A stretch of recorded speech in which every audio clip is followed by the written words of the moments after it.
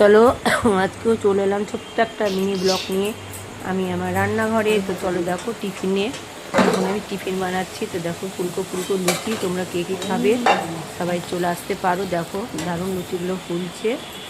তো এখানে লুচি করছি। তারপরে আমার সাথে আছে এখানে একটু পায়েস হয়ে গেছে, পায়েসও করে নিয়েছি। আর তারপরে দেখো কী করছি, লুচিগুলো দেখো সেই ফুলছে। তারপরে দেখো আমি এখানে একটু ডাল বসিয়ে দিয়েছি। ডালটা অবশ্য ভাতের জন্য, মুসুরির ডাল পেঁপে দিয়ে বানাচ্ছি।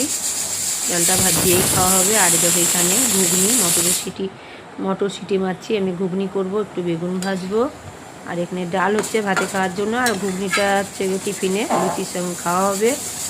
আর এখানে মাছের ঝোল করা হয়ে গেছে, মাছের ঝোল, বেগুন ভাজা আর মসুরির ডাল দিয়ে আজকে ভাত।